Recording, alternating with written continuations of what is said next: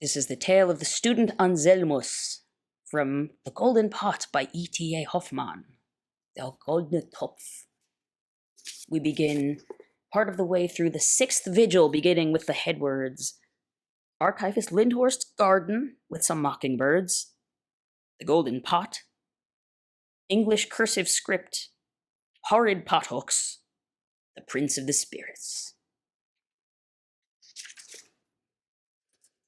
As we begin, the student Anselmus is receiving a tour from his new employer, the mysterious Archivist Lindhorst, through Lindhorst's large and bizarre house, where we will soon encounter Anselmus's equally bizarre love interest, the archivist's daughter, Serpentina, who is a small green snake with a lovely bell-like tinkling voice that has enchanted Anselmus on their previous meeting in a fragrant elder tree.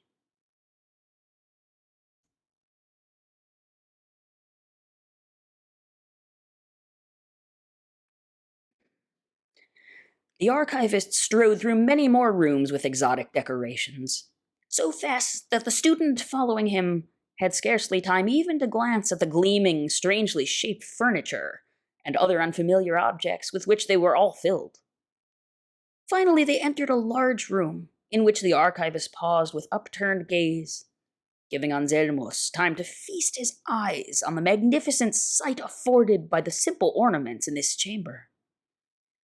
From the azure walls there emerged the bronze-colored trunks of lofty palm trees, whose colossal leaves gleamed like sparkling emeralds, formed an arch just below the ceiling.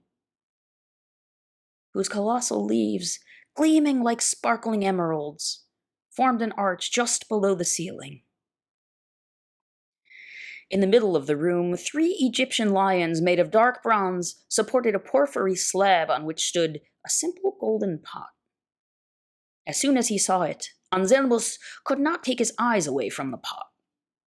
All manner of shapes seemed to be playing on the polished gold in 1,000 shimmering reflections. At times he glimpsed himself with arms outstretched in longing, alas, beside the elder bush, and Serpentina slithered up and down, gazing at him with her lovely eyes. Anselmus was beside himself with wild delight. "Serpentina! Serpentina!" he shrieked. But Archivist Lindhorst turned around quickly and said, "What do you mean, my good Mr. Anselmus? I believe you have just done my daughter the honor of calling to her. But she is in her room on the far side of the house, having her piano lesson. Let's go on." As the archivist strode away, Anselmus followed, barely conscious of his surroundings. He neither saw nor heard anything more until the archivist seized him by the hand and said, "Here we are." Awakening as though from a dream, Anselmus perceived that he was in a lofty room with bookcases all round the walls, in no way different from an ordinary library and study. In the middle stood a large desk with an upholstered armchair. "This," said the archivist, "is your place of work for the present. Whether you will also work in the future in the Blue Library, where you suddenly called out my daughter's name, I don't yet know. But now I should like some evidence of your ability to perform your work according to my wishes and requirements."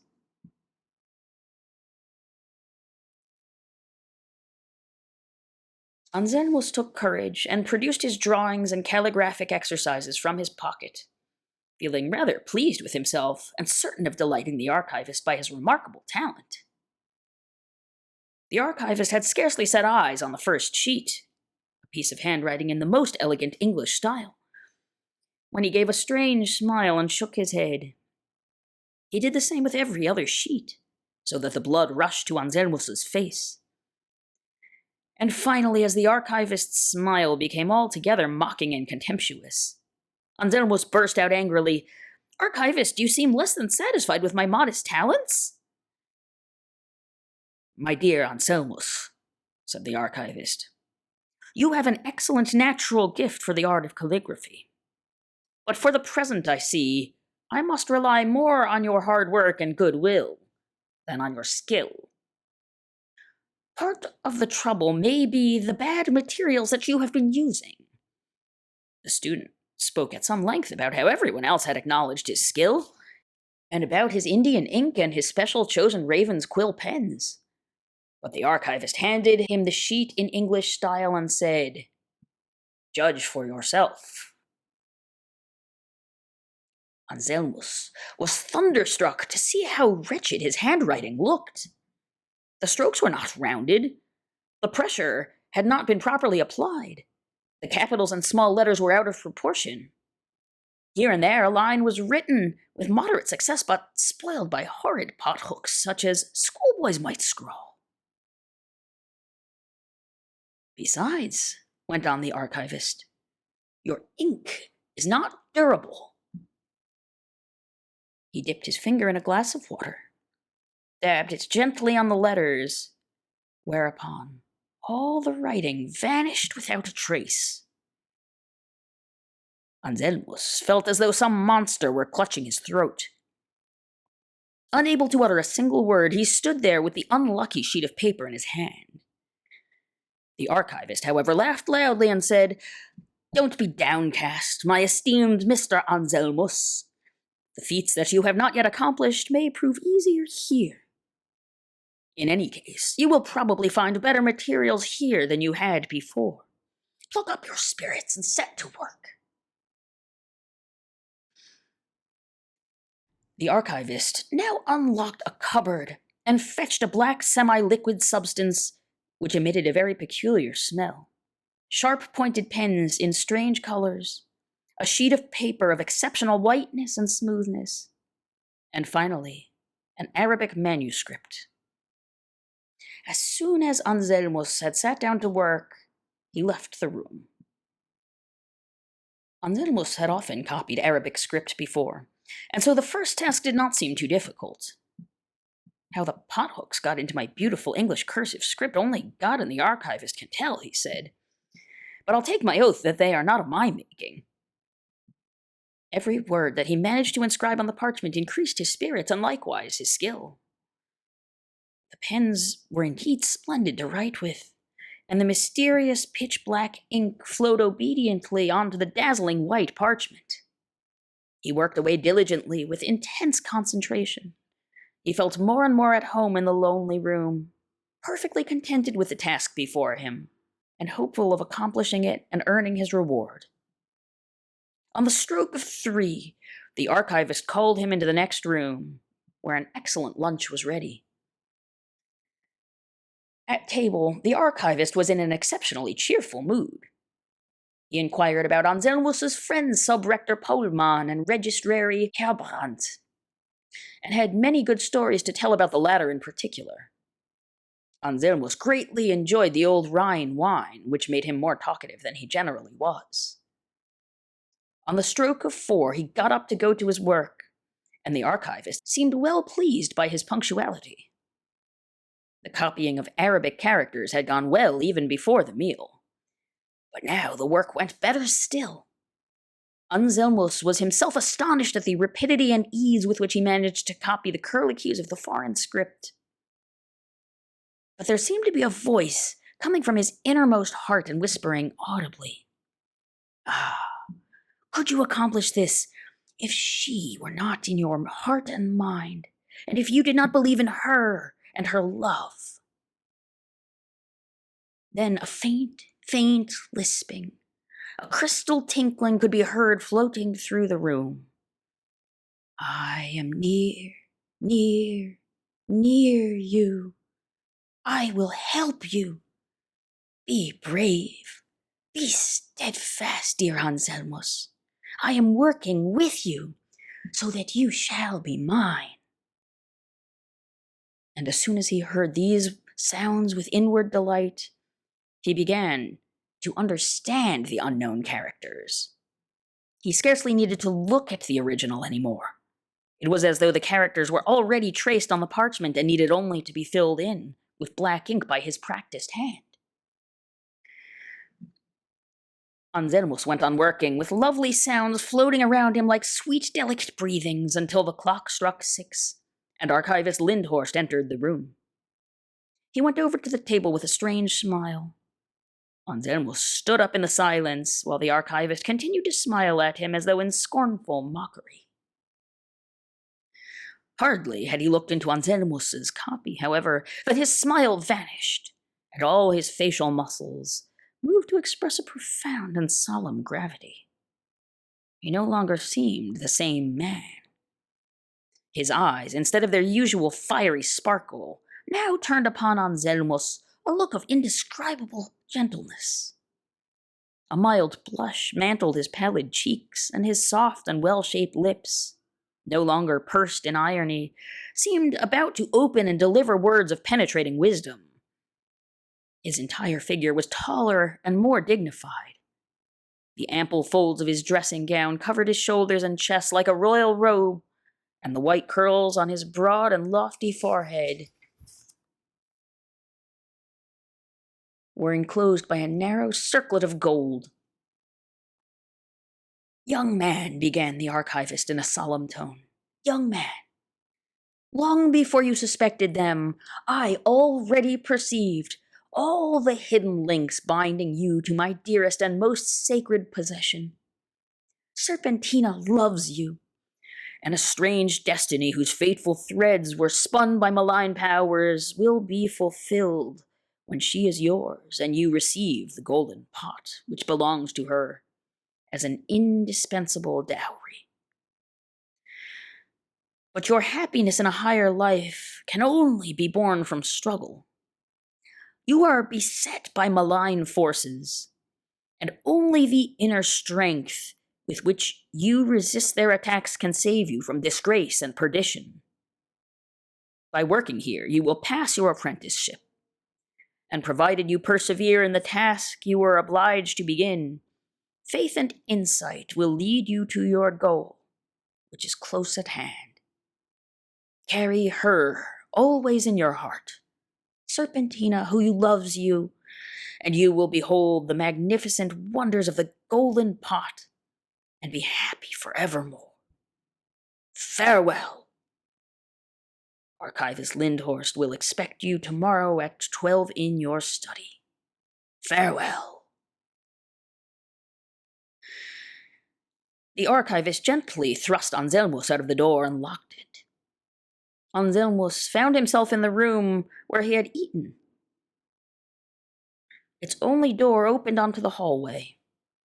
As he paused outside the front door, astounded by all the wonders he had seen, a window was opened above his head. He looked up, and there was Archivist Lindhorst, restored to his usual guise as an old man in a whitish-gray cloak. The archivist called to him. "Why, Mr. Anselmus, what are you ruminating about? I suppose you can't get all that Arabic out of your head? Give my regards to Sub-Rector Pohlmann if you should happen to call on him, and come back tomorrow at 12 o'clock on the dot. The honorarium for today's work is already in the right-hand pocket of your waistcoat." And indeed, Anselmus found the gleaming silver thaler in the pocket referred to, but it gave him no pleasure. "What will come of all this, I can't tell," he said to himself. "But even if I am caught up in nothing more than some mad mystification, still the charming Serpentina dwells in my heart, and I would sooner perish than leave her, for I know that the thought within me is eternal, and no malign force can destroy it. But is the thought anything other than Serpentina's love? A fair question." We turn now for a bit to the 8th Vigil, the Library of Palm Trees.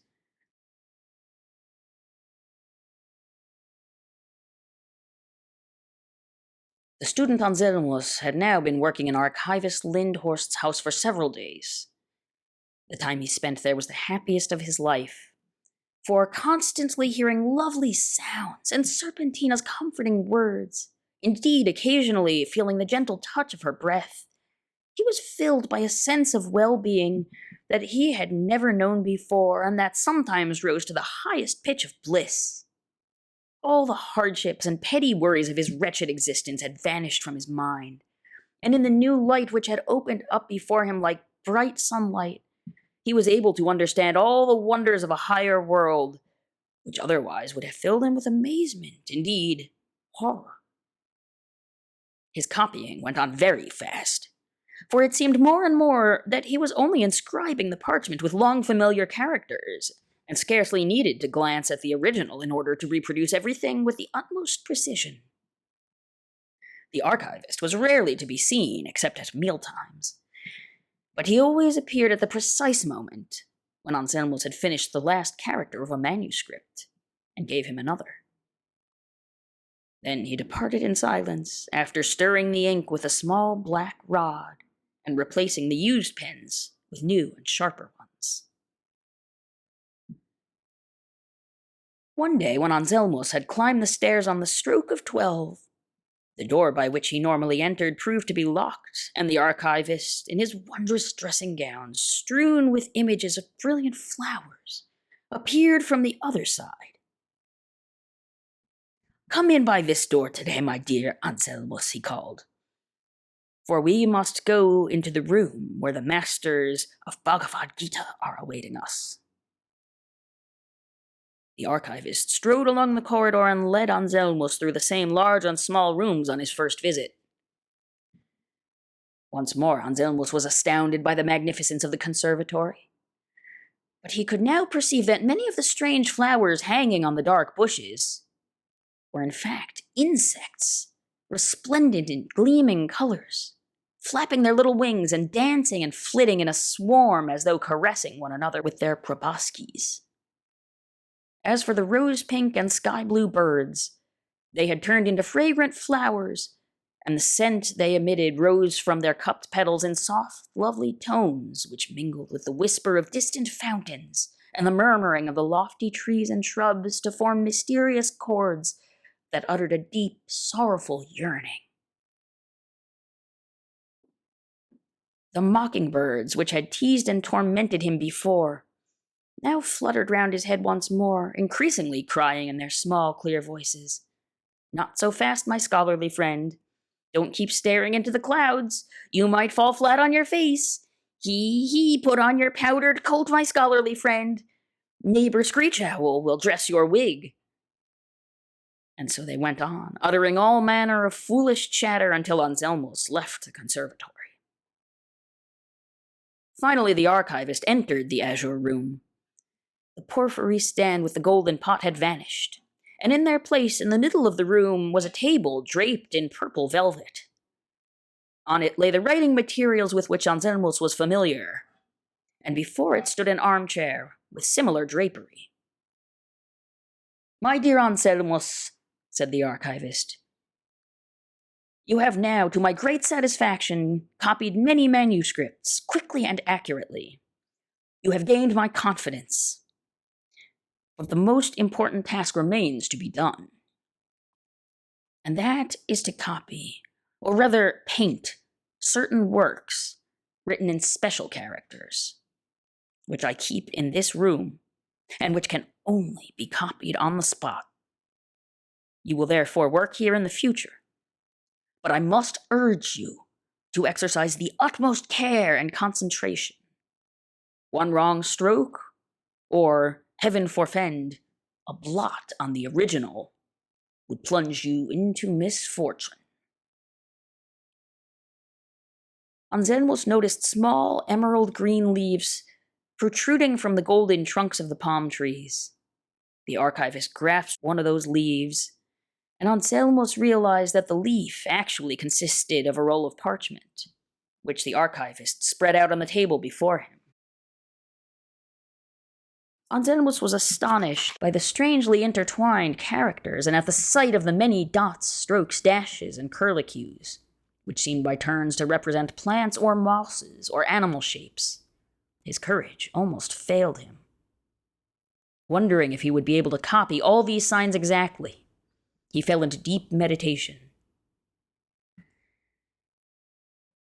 "Take heart, young man," exclaimed the archivist. If you have proven faith and true love, Serpentina will help you. His voice rang like sonorous metal, and as Anselmus looked up in sudden alarm, the archivist stood before him in the kingly form which Anselmus had beheld on his first visit to the library. The awestruck Anselmus was about to fall on his knees when the archivist suddenly climbed up the trunk of a palm tree and vanished among the emerald foliage. Anselmus understood that the Prince of the Spirits had spoken to him and had ascended to his study, where perhaps he would confer with the rays sent to him as emissary from some of the planets about what should happen to Anselmus and the lovely Serpentina. Or else, thought Anselmus, he may be about to receive news from the source of the Nile, or a visit from a magus of Lapland. But I had better set diligently to work. And he began to examine the strange characters on the roll of parchment. The wonderful music from the conservatory reached his ears and surrounded him with sweet and delightful scents, and he could also hear the giggling of the mockingbirds, but he could not make out the words, much to his relief. Sometimes, too, the emerald leaves of the palm tree seemed to rustle, and the room was filled by the lovely crystalline notes which Anselmus heard under the elm tree on that fateful Ascension day. Wondrously invigorated by these sounds and gleams, Anselmus concentrated ever more firmly on the inscriptions on the parchment, and soon an inner intuition told him that the characters could have no other meaning than of the marriage of the salamander and the green snake. At that moment, a trio of clear crystal bells rang out. The words, "Anselmus, dear Anselmus," wafted from the leaves, and, wonderful to relate, the green snake came twining its way down the trunk of the palm tree.